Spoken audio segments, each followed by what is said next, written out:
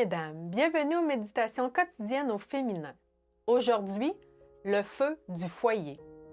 Psaume 133, verset 1 nous dit « Voici qu'il est bon, qu'il est agréable pour des frères d'habiter unis ensemble. » La parabole du Fils prodigue ne montre pas seulement la disposition de Dieu à pardonner aux égarés, mais elle nous parle aussi des relations familiales.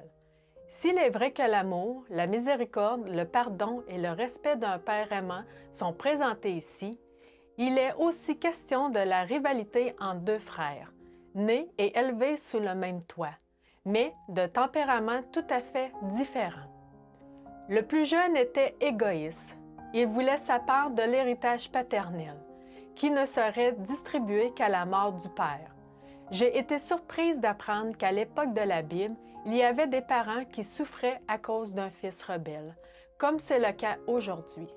La tristesse que ce père ressentait à cause de son plus jeune fils lui serrait déjà le cœur bien avant qu'il ne quitte la maison. Peux-tu t'identifier aux sentiments de ce père?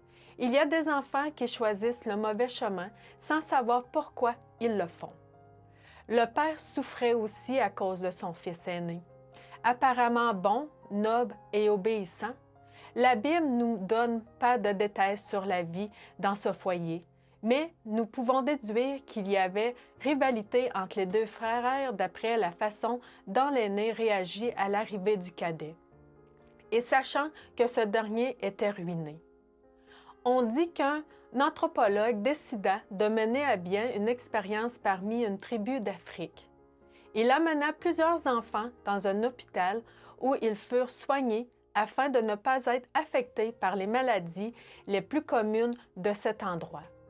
Au bout d'un certain temps, il remarqua que les enfants qui avaient grandi sous la tutelle de parents affectueux résistaient mieux à la maladie que ceux dont le foyer n'était pas aussi aimant.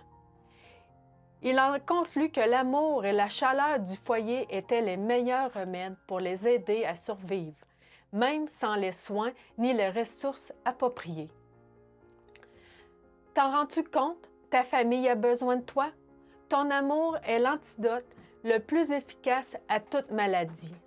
Profite de la présence de ceux que tu aimes et fortifie-les de ton amour. Le foyer est un feu où toutes les flammes jouent ensemble. Bonne journée dans le Seigneur et à demain!